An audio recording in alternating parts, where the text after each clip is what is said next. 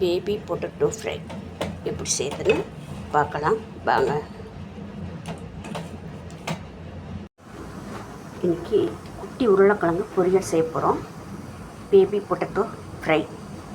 இதுக்கு ஒரு 1/4 கிலோ உருளைக்கிழங்கு வந்து வேக வச்சு தோல் உரித்து வச்சுருக்கேன். அடுத்ததாக ஒரு ஸ்டவ்வில் ஒரு கடாய் வச்சு 1 டேபிள் ஸ்பூன் அளவுக்கு ஆயில் விட்டுருக்கேன். ஆயில் காஞ்சிட்ருக்கு. இப்போ வந்து கடுகு உளுத்தம்பருப்பு போட்டுக்கலாம். இப்போ கடுகு பொரிஞ்சிட்ருக்கு. ஒரு பெரிய வெங்காயத்தை பொடியை கட் பண்ணி அதை சேர்த்துக்கிறேன்.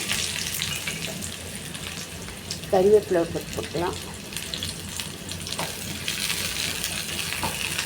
இப்போ வெங்காயம் வணங்கிடுச்சு. 1/2 ஸ்பூன் இஞ்சி பூண்டு பேஸ்ட் போட்டுக்கலாம்.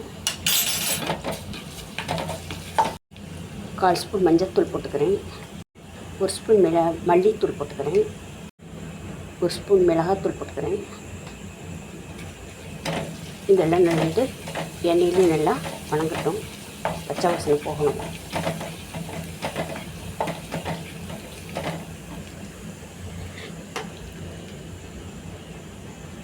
இப்போ வேக வச்ச உருளைக்கிழங்கு வந்து இதில் போட்டுக்கிறேன்.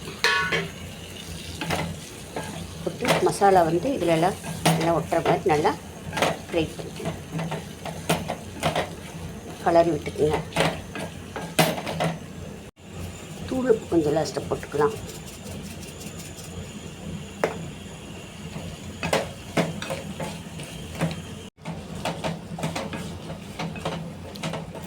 பேபி பொட்டேட்டோ ஃப்ரை ரெடி ஆகிடுச்சு.